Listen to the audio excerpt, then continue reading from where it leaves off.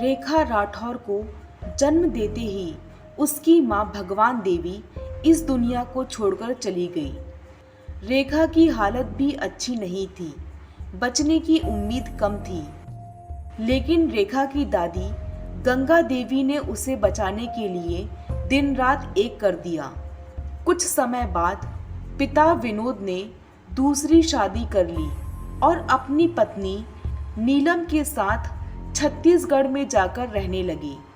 रेखा की दादी गंगा देवी ने ही उसे पाल पोसकर बड़ा किया। लेकिन उससे पहले अगर आपने हमारे इस चैनल क्रिमिनोलॉजी को सब्सक्राइब नहीं किया है तो उसे सब्सक्राइब करके बेल आइकन पर क्लिक कर दें, ताकि आपको आगे आने वाली सच्ची घटनाओं पर आधारित कहानियों की वीडियोस की अपडेट मिलती रहे।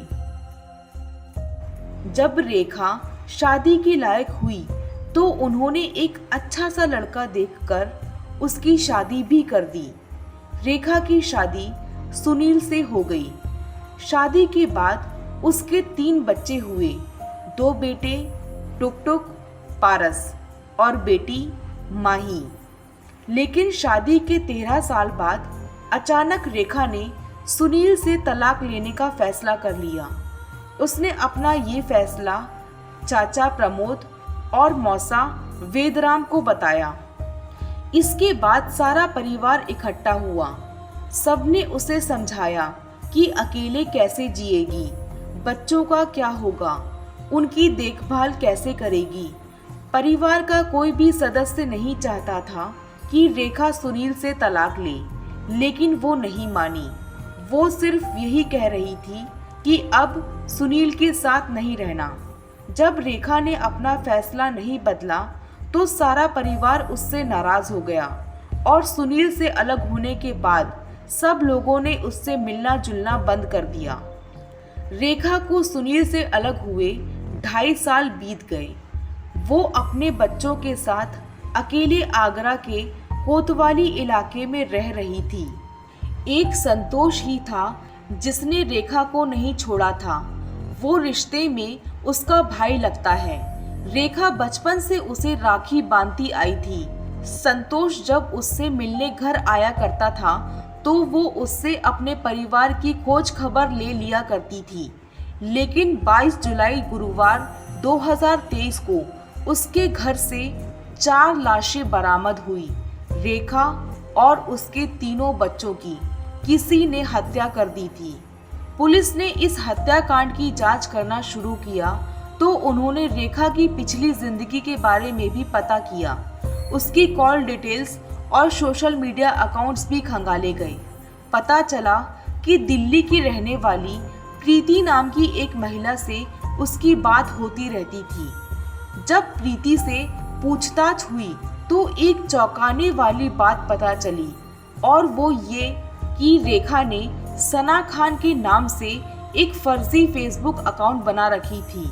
3 साल पहले फेसबुक के जरिए उसकी दोस्ती जुनैद से हुई थी। वो रामपुर में रहता है और पुराने वाहन खरीदने बेचने का काम करता है। फेसबुक पर चैटिंग से शुरू हुई बातचीत बाद में फोन पर होने लगी। 2.5 साल पहले जब उसके पति सुनील को इस बारे में पता चला था तो घर में बहुत झगड़ा हुआ था और उसने रेखा का मोबाइल भी तोड़ दिया था। बाद में इसी वजह से वो अपने पति से अलग हो गई थी। उस वक्त उसके परिवार वालों ने उसे समझाया था, लेकिन रेखा ने किसी की बात नहीं मानी। जुनैद ने पुलिस को बताया कि बुधवार दोपहर 12 बजे उसकी रेखा से बात हुई थी। रेखा ने कहा था कि वो नहाने जा रही है, इसके बाद पूजा करेगी। जुनैद ने दोबारा फ़ोन किया तो रेखा ने फ़ोन नहीं उठाया और 2 बजे उसका फ़ोन बंद हो गया। रेखा के घर तक आने वाले 2 रास्ते हैं। पुलिस इन दोनों रास्तों के सीसीटीवी फुटेज भी खंगाल रही थी। यहाँ पर एक जूता फैक्ट्री के बाहर एक सीसीटीवी कैमरा लगा हुआ था। इसका फुटेज चेक करने पर पता चला कि एक युवक रेखा का लैपटॉप वाला बैग लेकर जा रहा है।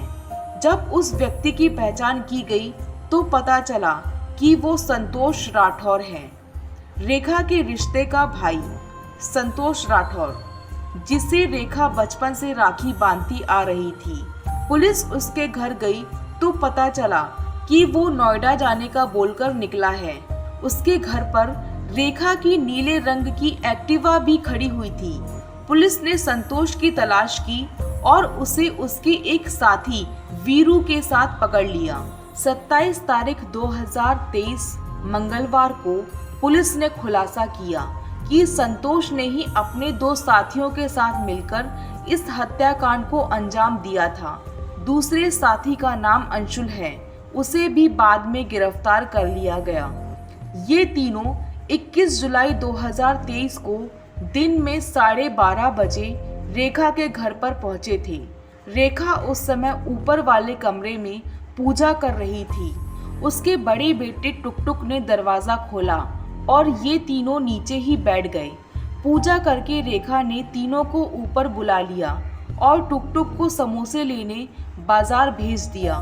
संतोष अपने साथ नींद की गोलियां लेकर आया था जो उसने दूध में डाल दी थी। रेखा और बच्चों ने दूध पिया लेकिन गोलियों का असर कम हुआ। वो किसी काम के लिए अपने कमरे में गई तो संतोष उसके पीछे पीछे चला गया। संतोष ने उसका मुंह दबाया और उसकी गर्दन में कैंची मार दी। टुकटुक जब बाजार से वापस आया, उसने माँ के चीखने की आवाज़ सुनी तो भागकर ऊपर आया। सोफे पर बैठे संतोष के साथी वीरू और अंशुल ने उसे पकड़कर स्टोर रूम में ले गए और उसे भी मार डाला। रेखा का दूसरा बेटा पारस और बेटी माही नीचे थे। इन लोगों ने बाद में उनकी भी जान ले ली। इसके बाद ये तीनों रेखा का मोबाइल, लैपटॉप, चांदी की पायल और नकदी लेकर चित्रकूट भाग गए। अब सवाल ये है कि संतोष ने ऐसा क्यों किया। दरअसल संतोष ने रेखा से 2 लाख रुपए उधार लिए थे। इसके अलावा भी वो उससे पैसे लेता रहता था। रेखा ने अपनी एक्टिवा भी उसे बेच दी थी, जिसके पैसे भी संतोष पर बाकी थे। अब संतोष ये पैसा लौटा नहीं रहा था और रेखा उसे फोन करके बार बार पैसों के लिए बोलती थी। रेखा जब उसे फोन करती थी तो उसे भला बुरा बोलती थी और उसने एक बार उसे कुत्ता भी बोल दिया था, जो उसे बहुत बुरा लगा था।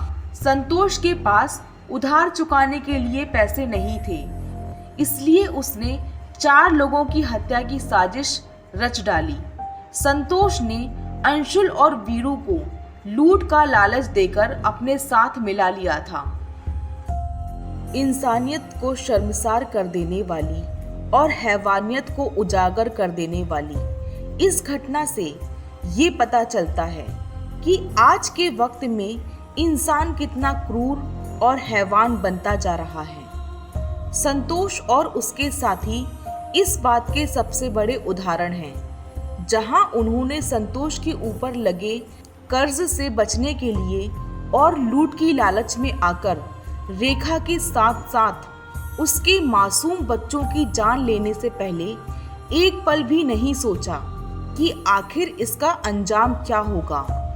अंजाम तो दूर की बात, ये दुष्कर्म करने से पहले क्या इनके अंदर के इंसान ने इनको ये आवाज़ नहीं दी कि इसमें मासूम बच्चों की क्या गलती, उन्हें क्यों बेवजह मारा जा रहा है। हालांकि गलती तो रेखा की भी नहीं थी, लेकिन फिर भी क्या उनके अंदर का इंसान शैतान बन गया था? शायद ऐसा ही होगा, वरना कोई भी इस तरह का काम करने से पहले 1000 बार सोचता ज़रूर है। अपराध करने से पहले लोग ये क्यों भूल जाते हैं कि अपराध कितना भी गहरा, साजिश से भरा हुआ क्यों ना हो, चालाकी से बना हुआ क्यों ना हो, अंत में उसका पर्दाफाश हो ही जाता है।